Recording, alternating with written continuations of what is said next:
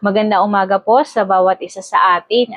Tayo po ay online today, but alam ko po tayo ay nasa tamang spirit, no, upang makapakinig ng kanyang salita. Salamat sa Panginoon, salamat kay Pastora Susan sa pagbibigay ng platform upang makapag-share po today. Tayo po ay manalangin muna, no, bago tayo mag-start. Let's continue to welcome ang Holy Spirit, ang siyang manguna sa atin, ang Holy Spirit, patuloy na mag-work, no, sa ating mga puso as we receive His Word today. Amen? So let us bow down our head and let's pray. Heavenly Father, maraming salamat sa oras na to. Thankful kami, Panginoon, for all the blessing that we have received today, Panginoon.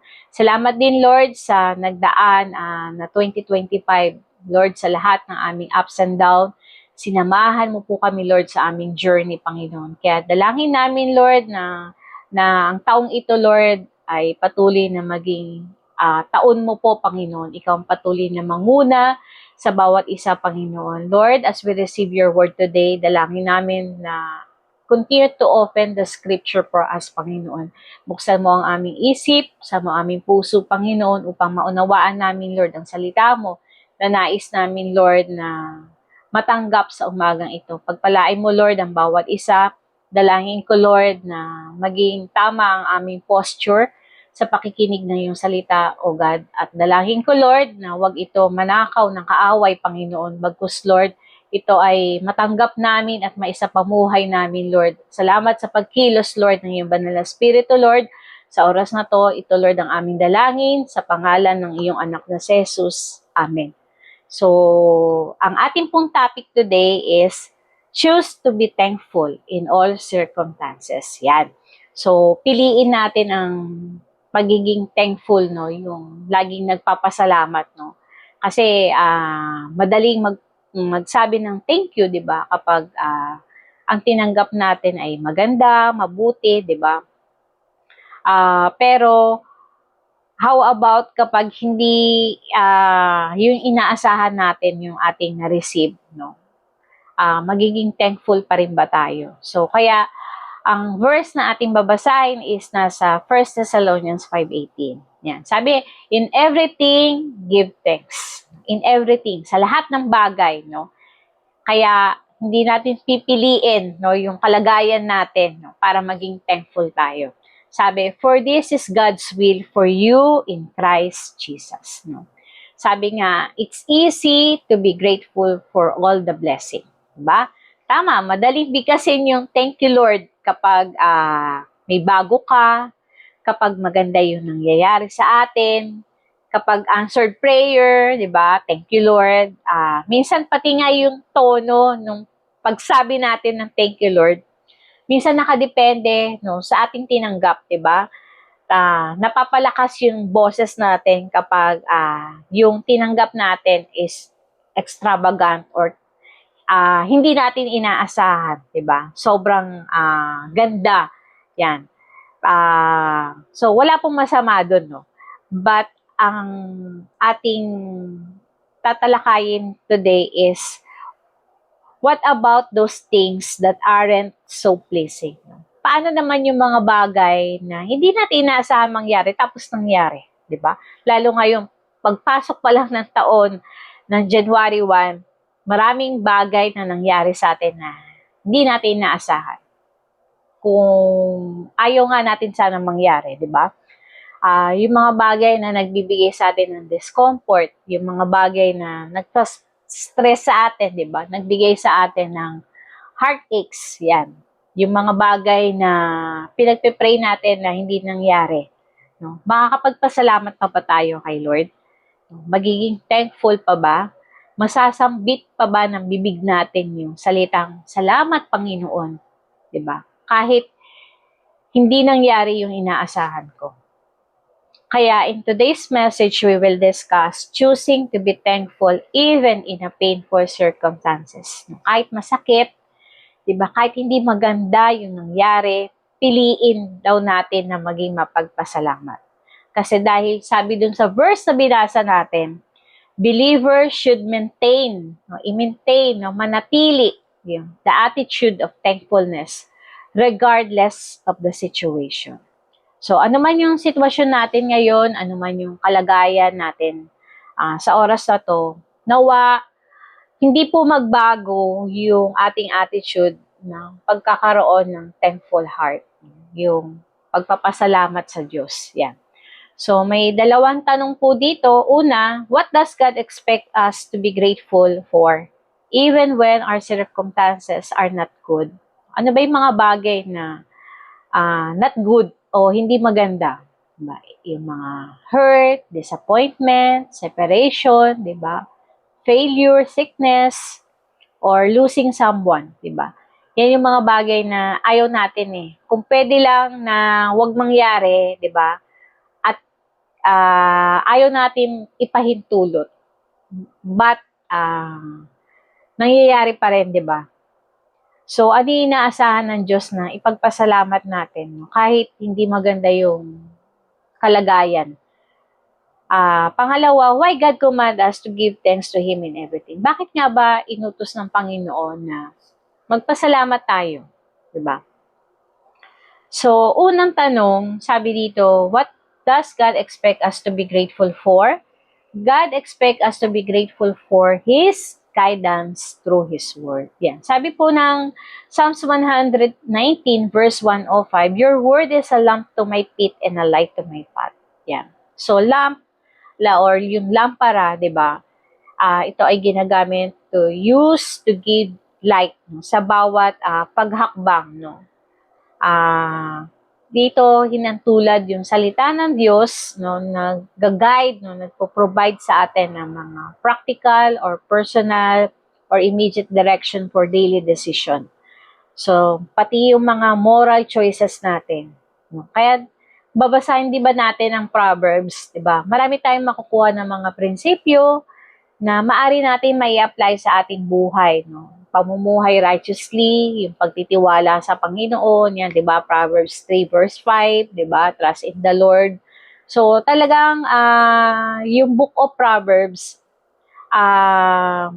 maraming maituturo sa atin, no? Sa finances din, 'di ba?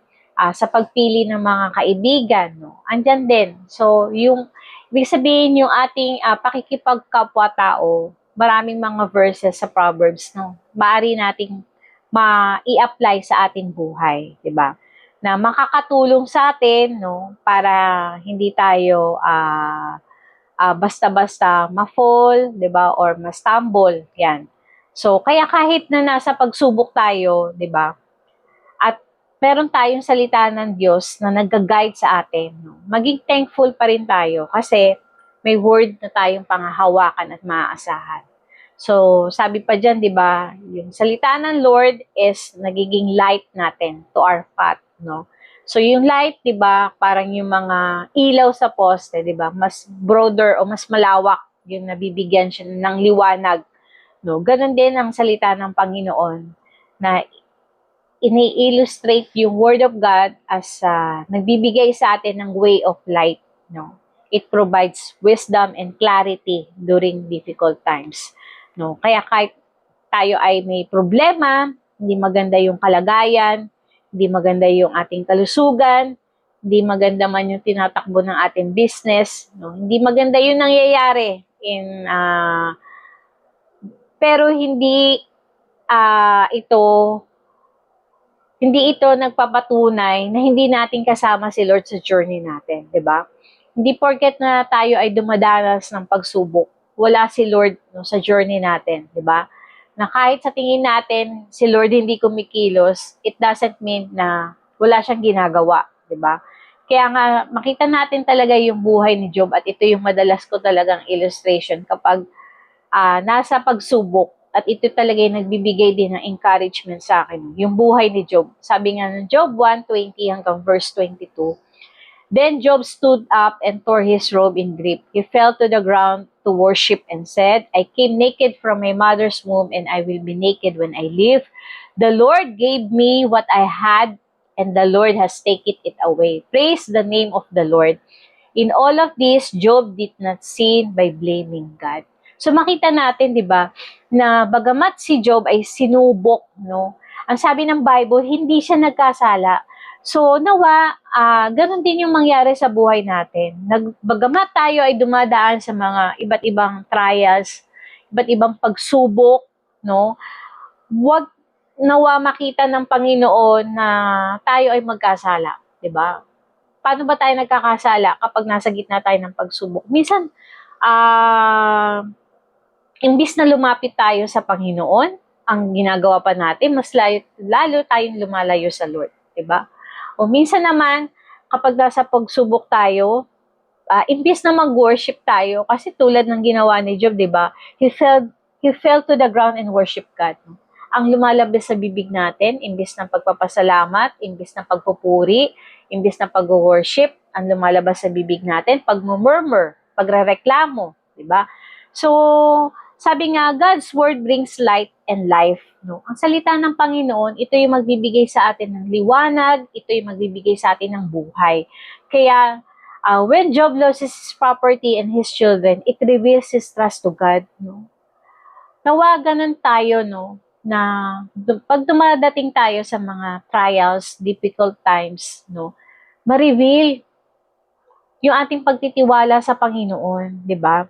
Na ang salita ng Panginoon na magbigay sa atin ng liwanag, ang salita ng Panginoon na magbigay buhay sa atin, tulad na nangyari kay Job, 'di ba? Kaya napakahalaga talaga ng ating pagiging thankful, no? Yung pagpili natin ng pagiging grateful, even no sa mga kalagayan natin sa buhay na hindi natin gusto, ayaw natin, no? Na kasi mahirap mabuhay na silent si Lord sa atin, 'di ba? Kaya nga kahit may problema, basta ang presence ni Lord kasama natin, na kahit may problema, basta nangungusap pa rin ang Panginoon sa atin, na kahit may problema, basta nakaka-receive pa rin tayo ng revelation sa Panginoon, na kahit may problema, no, nagiging thankful pa rin tayo, no. Yun yung magandang mangyari sa atin, no? Amen? So, choose to be thankful. Choose to be thankful. Choose to be thankful. Yan. Kasi sabi nga, being grateful to God during trials reveal our confidence to Him. Sabi dito, what circumstance is He inviting you to thank Him today? No, ano ba yung kalagayan mo na ine-invite ka ng Panginoon na maging thankful ka pa rin?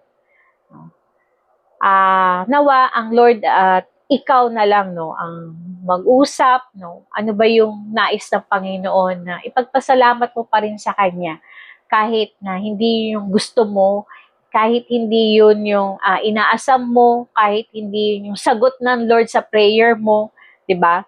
Sabi dito, He will reveals the how for His instruction.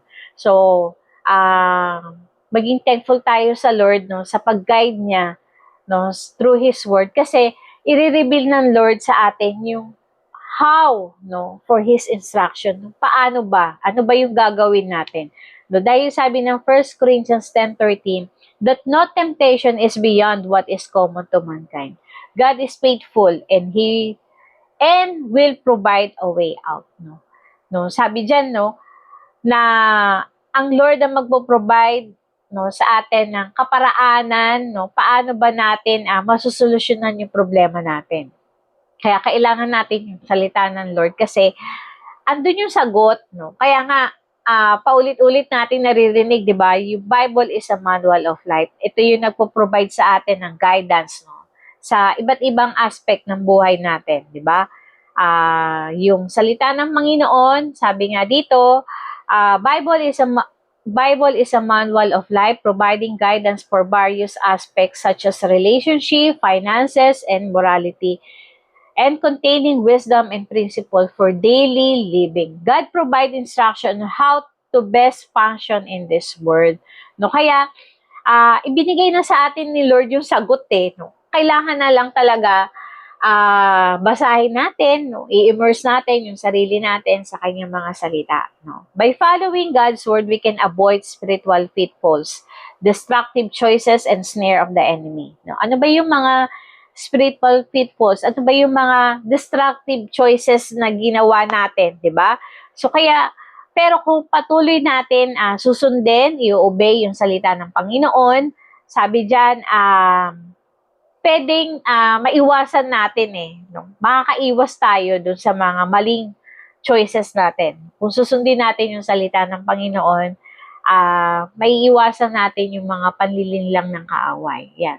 So sabi dito, it is leading of the Holy Spirit. Sabi ng 1 Corinthians 2:10 to 11.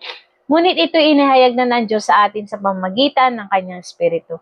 Sinasaliksik ng Espiritu ang lahat ng bagay, maging ang pinakamalalim na bagay na may kinalaman sa Diyos. Walang nakakaalam sa iniisip ng isang tao maliban sa kanyang sariling espiritu. Gayon din naman, walang nakakaalam sa mga iniisip ng Diyos maliban sa espiritu ng Diyos. So the Holy Spirit knowledge of God's mind is what enables the Spirit to reveal God's will and truth to the believers. No, kaya nga, mahirap talaga maunawaan ng salita ng Diyos no, kapag wala ang Holy Spirit. Yan, the Holy Spirit acts as a teacher and guide, moving beyond mere intellectual comprehension. Kaya nga kahit na yung mga matatalinong tao, no, kung wala ang Holy Spirit sa kanila, hindi nila basta-basta mauunawaan yung salita ng Diyos. No? The Holy Spirit helps the believers comprehend the divine messages, helps them to understand what they read and brings to their remembrance. Kaya napakahalaga na nagbabasa tayo ng salita ng Panginoon kasi wala din naman na ipapaalala sa atin ng Holy Spirit, di ba?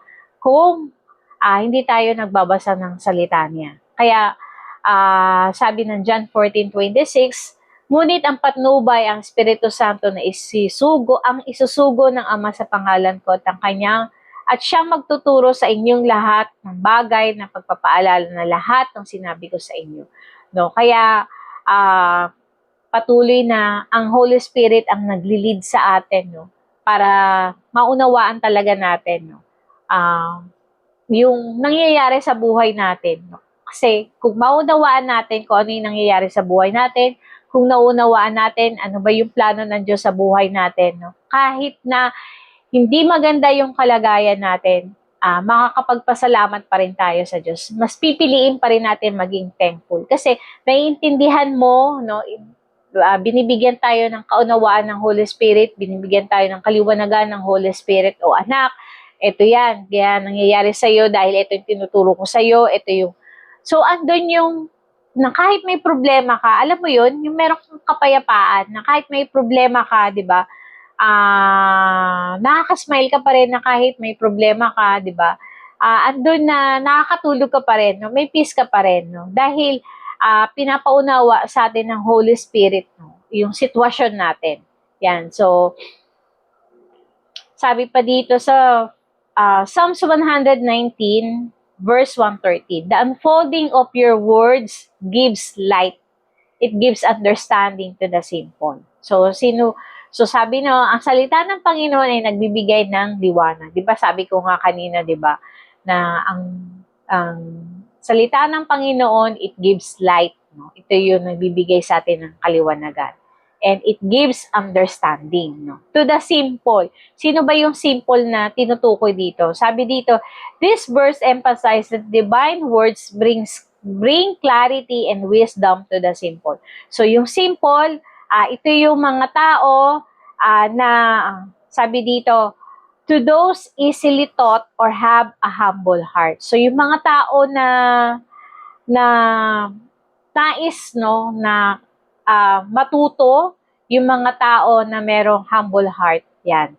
So kaya kapag nakita ng Lord na willing tayo na makita yung purpose ng problema natin, no, at hindi yung event, no? Ibig ko nga sabihin na, hindi yung magiging thankful tayo sa Lord, ay, salamat Lord, may sakit ako. No? Hindi ganon. Ang ibig kong sabihin, maging thankful tayo sa Lord, no? Bagamat na nagkasakit ka, bagamat na karanas tayo na hindi maganda, but, nakikita mo ano yung purpose, bakit nangyari yun. Tulad nga po yung nangyari sa akin, di ba? Alam ko naman yung iba ay aware kayo, di ba? Nagkasakit po ako sa kidney stone, no, dun ko na-realize na yung mali na ginagawa ko, no. Sabi ko nga, nung nagkasakit ako, unang nasabi ko sa Lord talaga, Lord, sorry, kasi hindi ko naalagaan yung temple mo. Kasi doon ko na-realize na parang kahit willing yung spirit mo no, na maglingkod sa Panginoon. Pero dahil may sakit yung body mo, hindi mo magawa. So sabi ko, Lord, sorry kasi willing yung spirit ko pero yung body ko hindi makaayon kasi weak siya, no? May sakit siya. Kaya sabi ko, patawarin mo ako, Panginoon, na hindi ko naingatan yung temple mo. Tapos, then, sabi ko sa Lord talaga na pinaalala niya sa akin, no, kailangan ingatan natin yung ating yung kanyang temple, ingatan natin yung ating katawan. Patuloy din na dahil sa nabago yung mindset ko no about my health no. Doon nag-start din na binago ko yung aking pagkain no, binago ko yung way of life ko no, may nabago no. May mga inalis ako at meron akong mas pinrioritize. So, gano'n, no, yung salita ng Panginoon nagbibigay sa atin ng liwanag, no, ng clarity. Yan. Na bakit dumadanas tayo ng mga pagsubok, no? Bakit tayo dumadanas sa mga problema, no? Bakit natin kailangang pagdaanan yan? Kasi may tinuturo ang Panginoon sa atin, di ba? Yun yung mahalagang matutunan natin. Makita natin kung ano yung purpose ng sitwasyon mo, kung bakit ka dumaan sa problemang yan. Yan. Kaya, if nasa sitwasyon ka na hindi mo inaasahan na mangyari sa'yo, seek mo yung guidance ng Lord through His Word. No, na maliwanagan ka, no, maintindihan mo ano ba yung plano niya, no? Maintindihan mo 'yon sa tulong ng Holy Spirit. Amen. So, pangalawang, God expect us to be grateful for everything. Kasi 'di ba sabi sa ating passage, in everything give thanks. So, sa lahat ng bagay, no, mabuti, maganda, pangit, be thankful. Sabi, for this is God's will for you in Christ Jesus. So, kaya, possible ba? Posible na ganito yung maging attitude ng isang taong dumadanas sa problema? No? Na, sa palagay nyo, possible ba? So, yung mga kapatid natin, di ba, na nakakaranas ng mga persecution, di ba, sa iba't ibang panig ng mundo ngayon, di ba, possible ba na maging thankful pa rin sila sa kalagayan nila?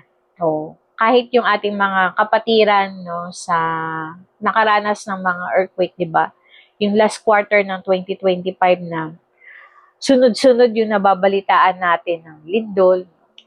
Sa tingin niyo ba naging grateful yung ating mga ka-brothers and sister no sa mga lugar ng Cebu, ng Mindanao, ng Davao, no? Possible na maging grateful ba ang isang tao na namatayan? Possible ba na maging grateful ang isang taong nagkaroon ng mga critical illness, 'di ba? Nagkasakit, nagka-cancer, possible ba, no? Sa palagay ko po no, possible na maging grateful pa rin ang isang taon kahit siya ay dumadaan sa mga matitinding pagsubok, no? Possible na maging grateful ang isang totoo na Kristiyano, no? Kahit siya ay sabihin na natin na maraming mga problema. Yan. Kasi how? It says, if we know His will and if we are in Christ. No? Kaya these two things will help the believers to be grateful in all circumstances. No, this deep knowing His will and a strong relationship to Christ will create in us a heart that is grateful to God. No, yung malalim na pagkaunawa natin sa kalooban ng Diyos, no, sa will niya, at yung ating strong relationship no, sa ating Panginoong Jesus. No. Ito yung magkikreate sa puso natin na maging grateful pa din. Yan. No? Mahalaga po itong dalawang bagay na to na para maging thankful tayo, maging grateful tayo. Yung deep knowing of His will at yung ating strong relationship sa ating Panginoong Jesus.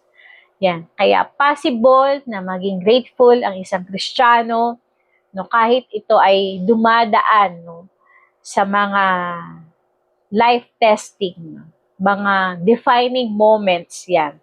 Kaya tayo, if hindi tayo marunong magpasalamat sa Panginoon, sa mga magandang hindi nangyayari sa atin, no, we can check our understanding, no, of His will. Check natin, no, ano ba yung nauunawaan natin, no? Check natin yung relationship natin sa Panginoon. Kung sa mga times na sinusubok tayo na hindi natin magawa pa rin na makapagpasalamat sa Diyos, no? Check, no? Check our understanding, check our relationship with God, no? So, pangalawang tanong naman, no, why God command us to give thanks to Him in everything? Bakit ba kinumand ni Lord na magpasalamat tayo sa Kanya, no, sa lahat? Sabi dito, giving thanks, letter A, motivate us to look for God purposes. We can say, God, what is your goal for me in this thing I do not like? No? Na bagamat tayo ay dumadaan sa mga kalagayan na hindi natin gusto, no? Namomotivate tayo na tignan kung ano yung purpose ni Lord, 'di ba? Nare-refocus yung tingin natin, no, sa sitwasyon, no. Sabi dito, it's important to give thanks to God even in difficult times because it shifts our perspective, no. Nababago, no, yung ating pagtingin, no. We don't focus on the situation, rather we shift our focus on God's purpose. Yan. So, pangalawa, giving thanks bring our will into submission to God's will. Yan. Kapag daw tayo ay nagpapasalamat, no, we can say, God, I want what you want, no. Kapag namumutawi, no, sa ating mga bibig ay pagpapasalamat, no, nasasabi natin na, Lord, gusto ko kung ano yung gusto mo, no. So, no matter what, diba, we learn to submit regardless of outward situation. Natututo tayong mag-commit, natututo tayong magpa-submit kung ano yung will ng Panginoon. Diba? Hindi na natin pinagpipilitan kung ano yung gusto natin, but kapag tayo ay marunong na maging thankful, marunong na magpasalamat sa Diyos, no, sinasubmit na natin yung will natin sa will niya. So, kapag tayo nagpapasalamat, no, remind us for our dependence on Him. Yan. Kapag marunong tayo magpasalamat, we can say, God, I don't get it, but I'm going to rest in you. Diba? Every time we thank God, no, sa mga bagay na we're worried, no, sa mga bagay na natatakot tayo, no, hindi natin alam ano yung mangyayari, no, it allow us to know God in new way, no, na hindi tayo familiar, di ba? Mas nagkakaroon tayo ng mas malalim na pagtitiwala at mas umaasa tayo sa Diyos, no. Nare-remind tayo sa mas maraming bagay, no, na nire-remind natin ng ating sarili na si Lord kontrolado ang lahat ng bagay. Kaya patuloy tayo nagdedepende sa Kanya. Yan. So, ano pa? Giving thanks is essential to rejoice in suffering. Kapag daw tayo nagpapasalamat, we can say, God, I'm giving thanks because I'm trusting and depending on you. Yan. So, it removes a lot of complaining and negativity. Yan. Sabi ko nga kanina, di ba, kapag tayo ay thankful, no, pag marunong tayo magpasalamat, no, naaalis, no, yung pagko-complain natin, no, naaalis yung pagiging negative natin. Yan. Ano pa? Giving thanks, build trust. Kapag tayo ay nagiging thankful, tayo ay nagpapasalamat, we can say, God, I don't get it, but I'm going to rest in you anyway. So, nakakatulong yung mga problema din, no, para makita natin na saan ba naka-anchor yung buhay natin, di ba? Kasi dun lang naman talaga natetest eh. Di ba? Yung faith natin eh. Natetest yung faith natin. No, kapag nasa gitna tayo ng pagsubok, di ba? Nakikita natin na yung problema, ito din yung nagpapatatag ng pagtitiwala natin sa Panginoon. Tama po ba? Sa mga dumaan na sa mga matitinding pagsubok, sa mga tao na dumaan na sa mga sitwasyon sa buhay nyo, sa palagay nyo ba, mas nagtiwala kayo sa Panginoon o nabawasan yung pagtitiwala nyo sa Panginoon? No? Sa akin po, personally, no, sa dami na rin po ng pagsubok ng pinagdaanan namin, mas na-build po yung pagtitiwala ko sa Panginoon. Kaya nga, pag nasa times na may problema, sinasabi ko na lang sa Panginoon, Lord, ito uli, meron ka uling pagkakataon, no, na para ah, patunayan talaga kung gaano ka powerful, kung paano ka talaga na kumikilos sa buhay ko. No? Alam ko na ang bawat isa din sa inyo ay patuloy na nabibuild no, yung pagtitiwala sa Lord no, sa mga pagsubok na pinagdadaanan natin. No? Ano pa? Na kapag tayo nagpapasalamat, giving thanks, increases the impact of our witnesses. So we can say, God, may the thanksgiving in this moment bring glory to you. So, di ba, when a believers openly thank God and acknowledge His action in their lives, especially in the difficult times, it declares that there is a personal, caring God who is actively involved in their circumstances. Di ba, kaya makita natin, di ba, sa mga testimony talaga ng mga taong dumaan sa mga trials, no? Nag-glorify si Lord kasi nakikita talaga kung in our own strength, no, in our own knowledge, hindi natin malulusot itong problemang ito. Pero dahil sa pagkilos ng Diyos, dahil sa pagsama ng Diyos sa atin, 'di ba? Kaya natin nalampasan yung pagsubok na yun. Dahil sa miracle ng Diyos, no, nalampasan natin, nagkaroon tayo ng breakthrough. So, ang nangyayari, nag-glorify ang Panginoon. So, kaya napakahalaga na tayo ay thankful. Yan. So, ano pa?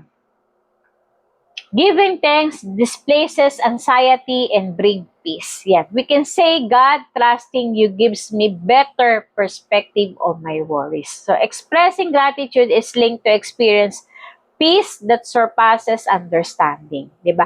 Kapag tayo ay nagpapasalamat, no, napapalitan yung ating anxiety o yung ating pag-alala, yung ating pag-worry. No? Anong napapalit doon? No? Napapalitan ng kapayapaan na nagmumula sa Diyos. Yan. Kaya mahalaga na maging attitude talaga natin yung pagiging grateful sa Lord, di ba? Yung laging namumutawi sa bibig mo, salamat Panginoon, kahit hindi maganda yung sitwasyon ko, salamat Lord dahil alam ko na kikilos ka, nagagawa ka, no, na salamat Panginoon dahil alam ko na hindi mo ako iiwan sa kalagayan kong ito. Salamat Lord dahil alam ko na hindi mo ako pababayaan. Be thankful, di ba? Be thankful. At sabi nga, yung peace, no, mararanasan natin.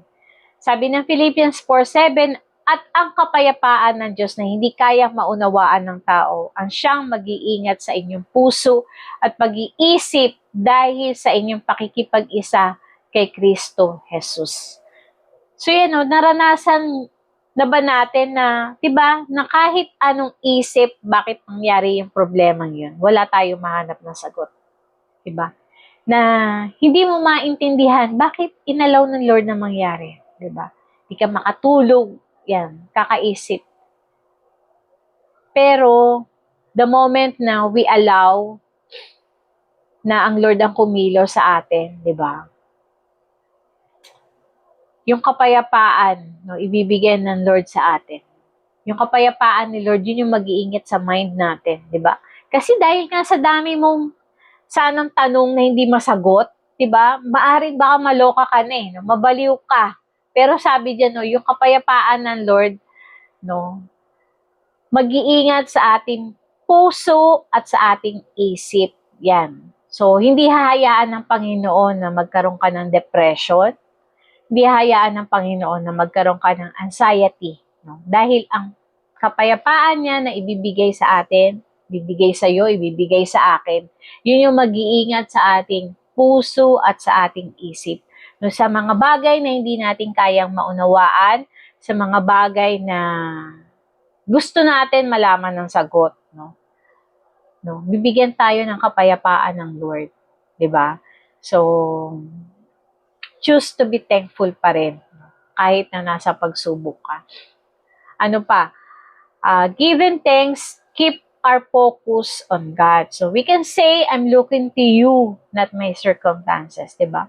Kasi kapag marunong tayong magpasalamat sa Panginoon, hindi na natin tinitignan hindi na tayo nakapokus dun sa problema. Diba? Nakapokus na tayo kay Lord. Kaya nagagawa natin maging thankful.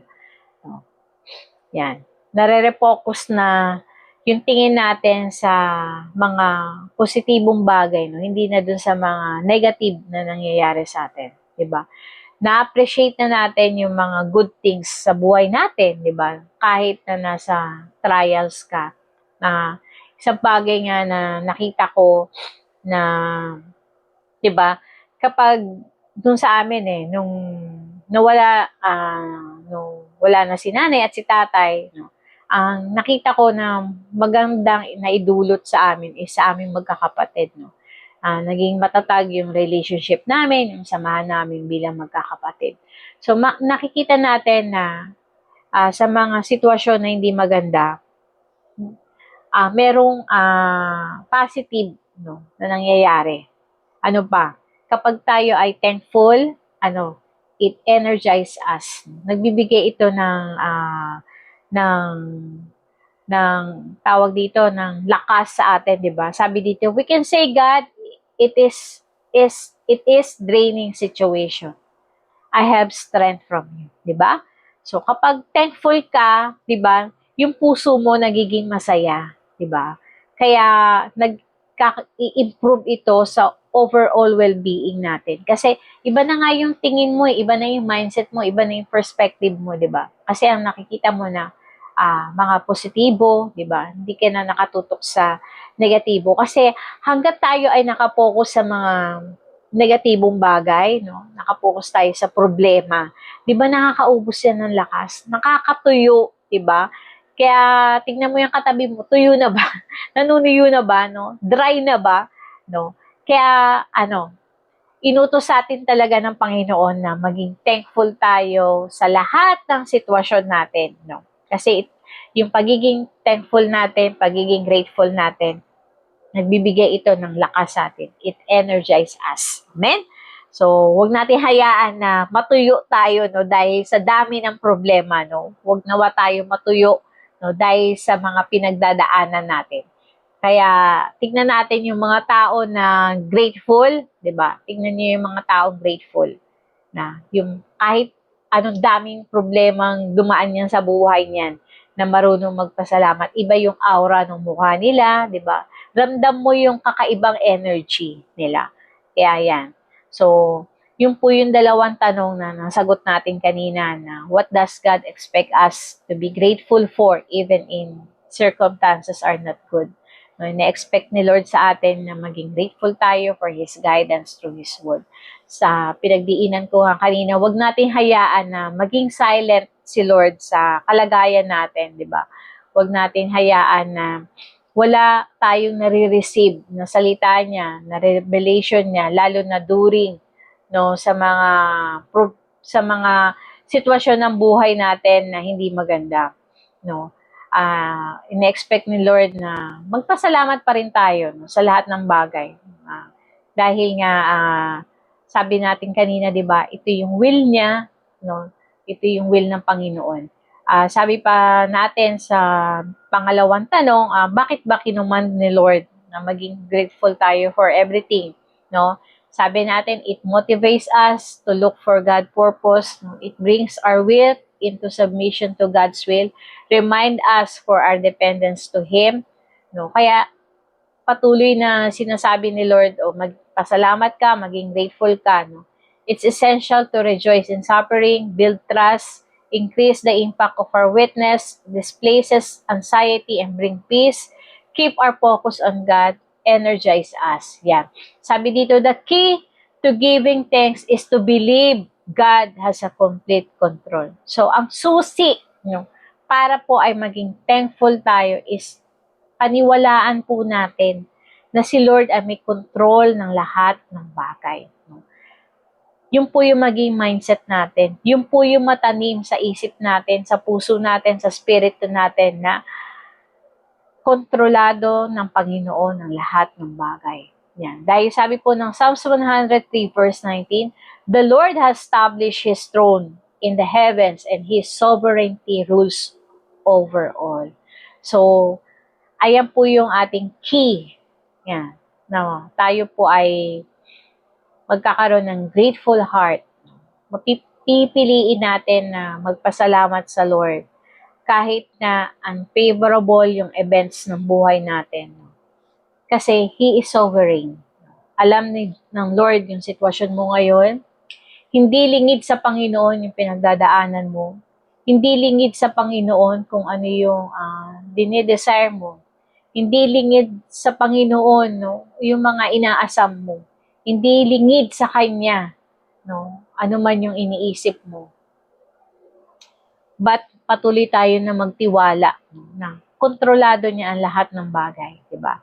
Sabi dito, gratitude is often associated with remembering the character of God, di ba? Kaya tayo nagiging grateful Kasi naalala natin yung character ng Panginoon, di ba? Kaya ka nagiging grateful kasi alam mo ang Lord mapagmahal, alam mo ang Lord ay mabuti, di ba? Nagiging thankful ka kasi alam mo ang Lord, yung character ni Lord mahabagin, alam ng Lord na mapagpatawad siya, di ba? Alam mo na ang Diyos ay tapat sa kanyang mga pangako. Kaya even na sa suffering ka, alam mo na hindi ka pababayaan ng Panginoon, di ba? Alam mo na ang Diyos ay nandyan para sa'yo. Kaya natututo ka pa rin, napipili pa rin natin na maging thankful sa Lord kasi alam natin na mapagmahal ang Diyos natin. Alam natin na ang Diyos natin ay mabuti. Amen? So, sabi ng Romans 8:28, and we know that God causes all things to work together for good to those who love God. So, mahal niyo po ba ang Panginoon? To those who are called according to His purpose. No? Tayo po ay tinawag ng Panginoon. No? Dahil may purpose po siya sa buhay natin. Sabi nga, this verse assures believers that God orchestrate all things, both good and bad, to work for their ultimate good.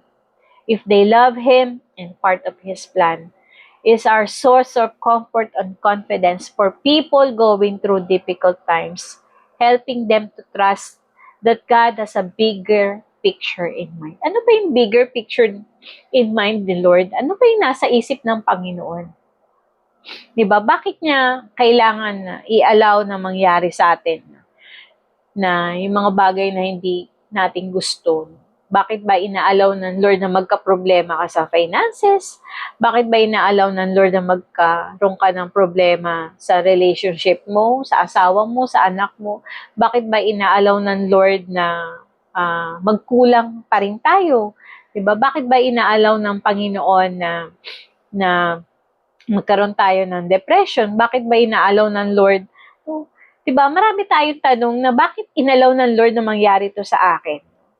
But, sabi ko nga kanina, yung key, di ba? Yung susi. No? Kailangan alam natin character ng Panginoon.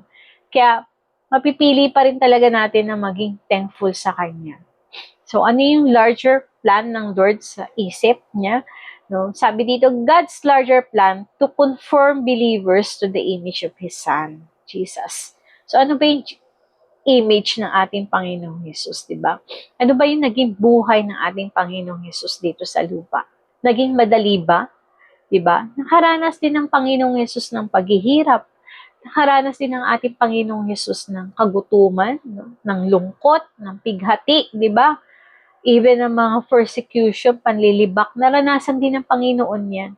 So, ang purpose is para ang bawat isa sa atin ay patuloy na mag-grow in maturity, no? Na nare-reflect talaga yung fullness no, ng ating Panginoong Hesus. No? Kaya, mahalaga na tayo po ay maging thankful no, in every situation natin. No? Para patuloy na makita si Kristo sa buhay natin. Yan. So, sunod po is, when we give thanks, so ano ba nangyayari kapag tayo ay nagpapasalamat? So, our faith will prove unshakable. We become rooted and grounded to His Word. Diba? Sabi ko nga kanina, diba? Yung kapag tayo ay thankful even sa mga problems natin, diba? Nakikita natin kung saan naka-anchor yung buhay natin. Kasi sabi ng First Chronicles 16:34, give thanks to the Lord for He is good. His love endures forever. No? Magpasalamat daw tayo sa Panginoon dahil ang Diyos ay mabuti, no? Ang pag-ibig niya, no, ay magpakailanman. No? Ganun yung pagmamahal sa atin ng Lord, no? Hindi nababawasan o hindi nawawala ang pag-ibig ng Diyos sa atin, no? Na kahit na nasa hindi tayo magandang kalagayan, makita natin yung kabutihan ng Diyos. So sabi ni Dr. Charles Stanley, when we come to the place where we can thank Him for everything, our faith will prove unshakable. Kapag dumating na daw tayo doon sa punto ng buhay natin na grateful tayo in everything, no? Ibig sabihin daw, yung ating pananampalataya, napatunayan na unshakable. Diba? Sabi, pangalawa, when we give thanks, conflicts with others will not result in bitterness. No? Na, diba, yung parang kahit gaano kasakit yung ginawa ng iba sa'yo, diba? Hindi ka nagiging bitter sa tao. Kasi, ang nakikita mo, yung purpose, 'di ba? Hindi yung tao na gumawa sa iyo. Kaya mahalaga po na makita natin talaga, kanina ko pa sinasabi, yung purpose no nung pinagdadaanan natin, no. Ano pa? Sabi dito, when we give thanks, we receive comfort in heartache. Yan. Kapag marunong tayo magpasalamat, no, mas magaang sa pakiramdam natin. Tama? 'Di ba? When we give thanks, circumstances will not steal our contentment. No? Kapag daw tayo ay pinipili natin na maging grateful, sabi ng ng Philippians 4:11, 'di ba? Sabi dito, I am telling you this, but not because I need something. I have learned to be satisfied with what I had and whatever happens, 'di ba? Tulad ng sinabi ni Paul, no? Ganun din tayo maging confident, di ba? Na matuto tayo na maging kontento na anuman yung sitwasyon natin, mabuti man o hindi, di ba? Mahanap natin yung joy, no? Yung joy at ma-appreciate natin kung ano yung meron tayo. Napakahalaga po nun na ma-appreciate mo kung anong meron ka, no? Kundi, huwag natin hanapin yung wala tayo eh. Kasi the moment na hinahanap mo yung wala sa'yo, nawawala yung contentment mo. Kaya kung meron kang work ngayon, be thankful sa Lord na may work ka, no? 'Di ba? Kasi marami na graduate pa rin pero walang trabaho. Kaya mahalin mo kung ano may trabaho ka man ngayon, ano yung pinagkakakitaan mo, mahalin mo 'yan. Yan. Be thankful. Yan. So, when we give thanks, our gratitude will be sincere. No? True gratitude isn't about liking every circumstances. No? Ang totoong pagpapasalamat, hindi lang to basta na gusto mo yung sitwasyon mo eh. Pag sinabing grateful ka, kahit na hindi maganda yung sitwasyon, marunong ka magpasalamat. No? It's about trusting that God is in control all of them. No? Kanina pa natin yan sinasabi na yung pagtitiwala talaga natin sa Panginoon, no? Na siya yung may control ng lahat ng bagay, kaya nagiging thankful tayo. So, we surrender our lives to a higher power and trust in His larger plan. No, parang ganito, no? We will thank God in every piece of a puzzle, di ba? Because every piece is important, di ba? Kaya sa puzzle, di ba, hindi mo naman pipiliin na ito yung mga kailangan ko. O, ito kasi malaki itong piece ng puzzle na to, ito yung kukunin ko. No, kahit napakaliit na piece yan, kung part yan ng picture, no, kukunin natin yan. Kasi, importante yan, kailangan yan. Hindi mabubuo yung isang picture, no, kung wala yan.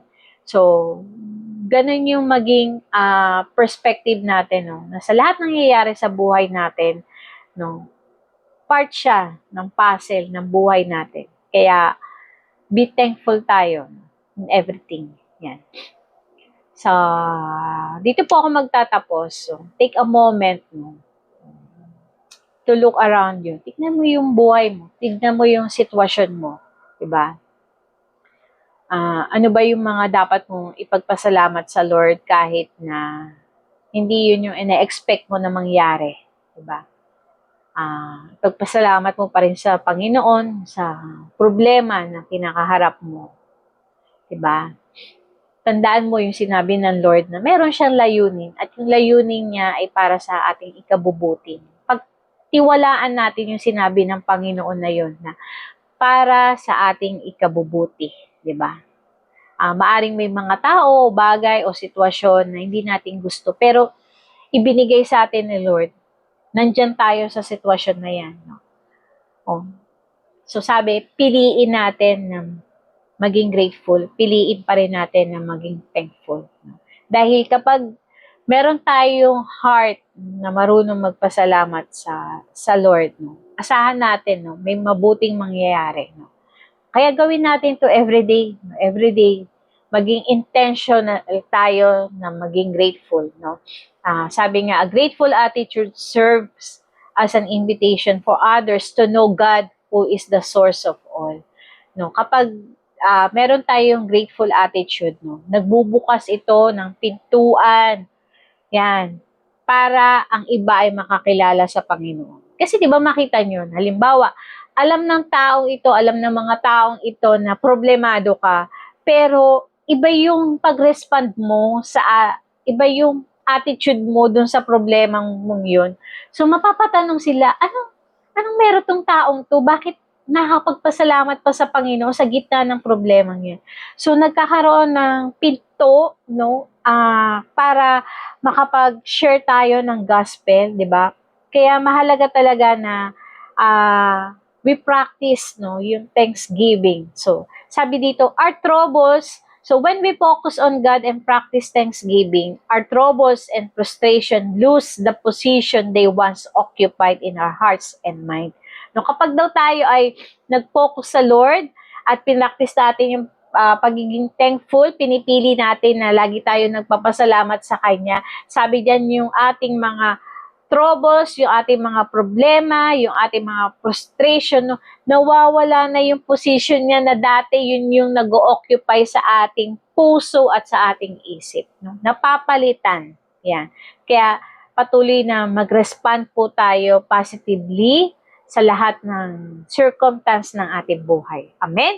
So, sabi po ng Psalms 50 verse 14a, make thankfulness your sacrifice to God. Saying thank you because God is still present when things aren't. Yan. Tandaan po natin, saying thank you because God is still present when things aren't. No? Kahit wala yung mga bagay na gusto natin, kahit hindi pa binibigay ni Lord yung mga prayer request natin, kahit ayaw mo dyan sa sitwasyon mo, be thankful kasi kasama mo si Lord. Amen?